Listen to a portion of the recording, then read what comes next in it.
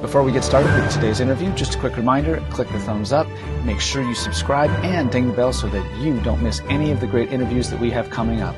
Now, on to today's interview. Welcome back, everybody. Today, my special guest is composer and arranger Chrissy Ricker. Welcome, Chrissy. Thank you. I'm excited to be here. I am so excited that you are here. I have taught and loved teaching your pieces for years and years, and so I can't wait to get to know you as a composer and as an arranger. So tell me about your earliest, most formative days studying music. Did you come from a musical family? I don't actually. It's interesting. Neither of my parents play musical instruments. And so I'm sure they were quite surprised when I came home one day at age 7 and begged to take piano lessons. But they have been very supportive of me and my music, going to every piano recital. So that's been very nice. They've been able to support me in ways, even though they don't play music themselves, which has been nice. But really, my very earliest memory of really wanting to play the piano, it's a funny story. I went to my friend's house, and we were both 7 at the time. She had just started piano lessons, and she had a piano, and she taught me how to play the Meow Mix commercial jingle. Meow, meow, meow, meow, meow.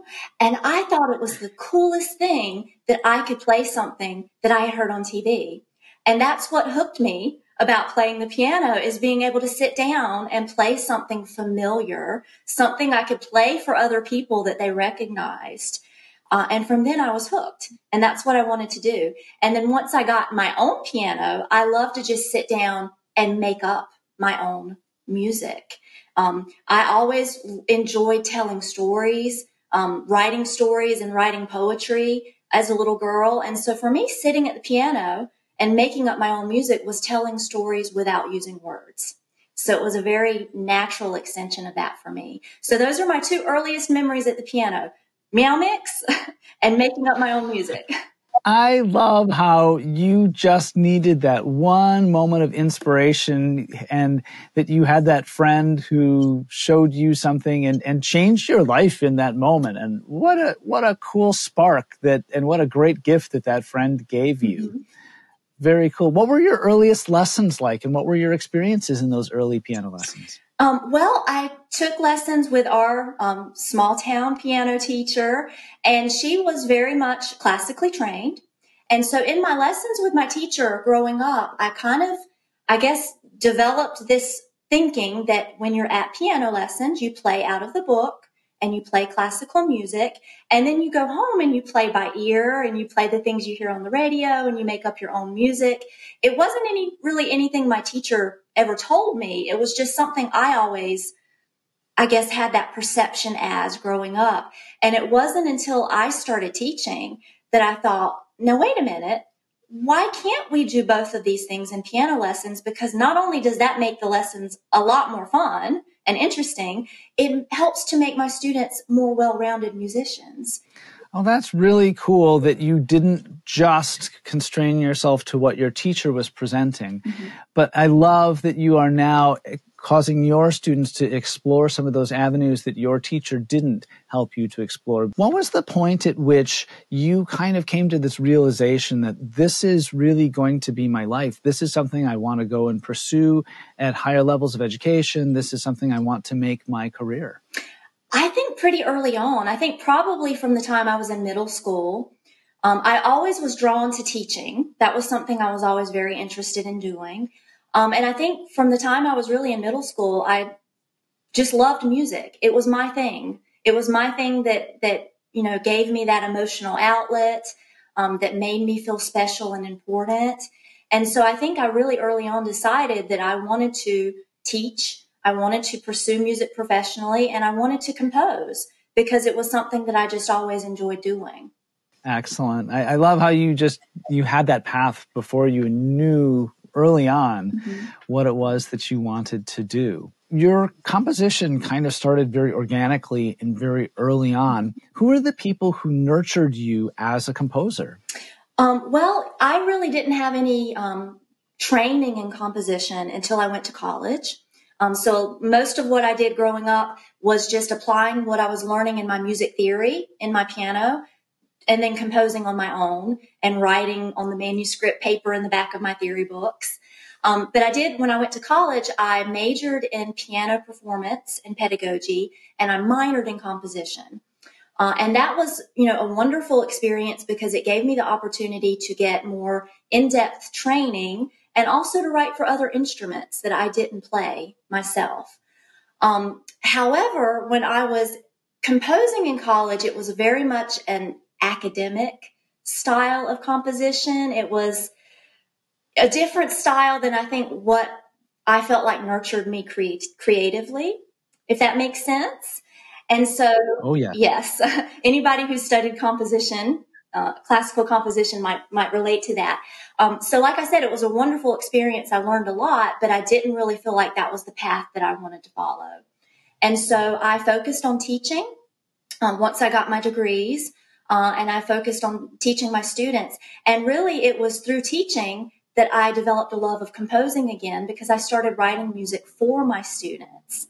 And that really inspired kind of that second burst of creativity and using my composition in order to help my students. I love how you found that inspiration to compose, and even though you were presented with something that maybe wasn't your style, that you continued to work at it and did not really let that deter you from being a composer and being highly successful at it. That is really, really cool. What are the things that challenged you and continue to challenge you to be a better composer? Well, definitely learning how to write for students, learning how to write pieces that really focus on specific concepts, learning how to write for different levels. Believe it or not, I find the hardest level to write for to be the elementary level, because you're limited to using such a small palette of notes and rhythms, and you've got to create something interesting and exciting out of that. So I find that to be really challenging and really fun, and it's helped me to kind of broaden and think about composing in different ways in order to work with such a limited palette. The other thing that I've been doing over the last 10 years is have joined a group here in North Carolina called the Carolina Contemporary Composers. So it's a little group. There's 9 of us now who are all at different points on our compositional journeys. And we get together once a month. We play music for each other. We bounce ideas off of each other. And we also work with local musicians in this area to put on concerts for the community. And that has been a really excellent way to grow my skills, because I've had the opportunity to write string quartets and woodwind quartets and to work with, musicians in this area to put music out there that maybe I wouldn't have otherwise written. So that has been a really fun and challenging experience over the last 10 years. What a cool thing. I love that. I love that sense of community with other creators. I love the fact that it's not just we're keeping our cool stuff that we're creating to ourselves, that it's benefiting your entire community, that everyone gets to enjoy it, that you are continuing to learn and grow as a composer. Everything about that is so cool. That is just what a neat thing that is. I'm honestly a little bit envious. That is just so cool to have that community and to be in a position where you're benefiting not only your own compositional journey, but you're also benefiting your community musically. How did you connect with your publishers? Well, I first started really actively pursuing publishing back in 2010. Now, in music publishing years, that's like a lifetime ago, because the landscape of music publishing has changed so drastically in the last 15 years. So back when I first got started, there weren't very many avenues to self-publish like there are today. And so I basically just went to a lot of different websites of these publishing companies, and I started a spreadsheet, and I would put the name of the company and what kind of music they were accepting and the date that I sent them their music. I got a lot of rejection letters back in those days, but very fortunately, I got a letter from Chose Music Company, and they said, we really like the music that you sent to us. Would you be willing to send us a whole collection of music? And so I sent them 2 because I thought surely there will be enough here for one good book. But luckily for me, they liked both books. And those two books became my Destination Adventure, books 1 and 2, that were published by Chose Music. And so those were published in 2013. So from the time that I first started sending music out and to the time I had an actual published book in my hand, it was 3 years. And I thought that was a pretty quick turnaround as far as, traditional publishing goes. But that's how I first got started, working with Chose Music. I was with Chose for several years. I published 6 books with Chose. And then I had all of these individual pieces that I couldn't really fit into a collection that I wanted to try to find a home for. And so in 2016, I came across Jennifer Eklund and her company, Pronto Publishing. And she was at the time publishing individual pieces by contemporary composers. And so I sent her an email. I said, hello, I would love to send you some music. Would you be interested in taking a look? And she said, sure.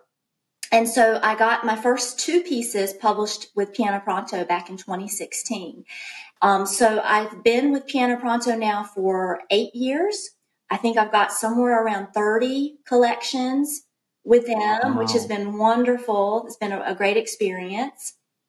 And then in 2020, I was contacted by Music Notes, because at that point I had also been arranging, just self-publishing some of my arrangements through Hal Leonard's Arrange Me program, which gave copyright permission for people to self-publish.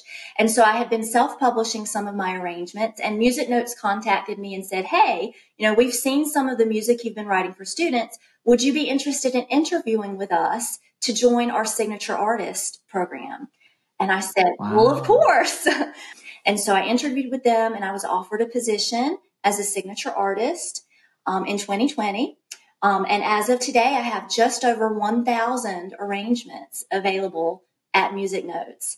And so now I get to arrange all of the TV jingles and movie themes that little 7-year-old who took piano lessons was listening to back when I was a little girl. That is astounding. That is just so amazing. What a cool path.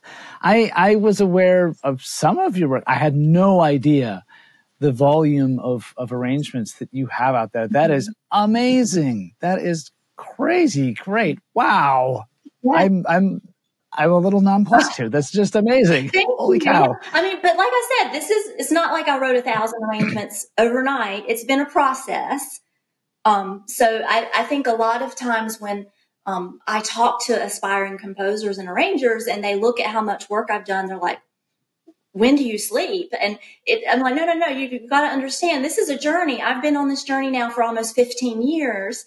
So, I want to make sure that I make that clear, that this is not something that happened overnight. It's been something I've been chipping away at for a really long time. So let me ask you, what do you hope to be known for?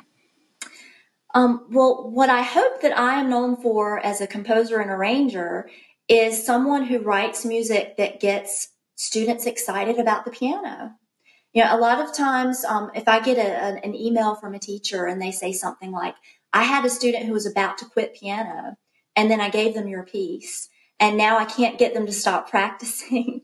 I love that, because when I'm composing for students, I want to write things that get students excited about the instrument, that helps them develop that lifelong love of music, that helps them to feel successful, and something that also helps teachers to know that they're teaching important concepts that are going to be stepping stones to other pieces, more difficult pieces in the future. But ultimately, I hope I'm just known as someone who helps students love the piano. Well, I think you have definitely achieved that. I know my students love playing your pieces. Chrissy Ricker, thank you so much for being here today. My guest has been composer and arranger Chrissy Ricker. You can find all of her publications and her excellent composition resources on her website, ChrissyRicker.com. Thank you so much, Chrissy. Thank you. It was a pleasure to be here today, and I enjoyed talking with you and sharing my ideas with other teachers. Oh, thank you. It has just been a joy speaking with you.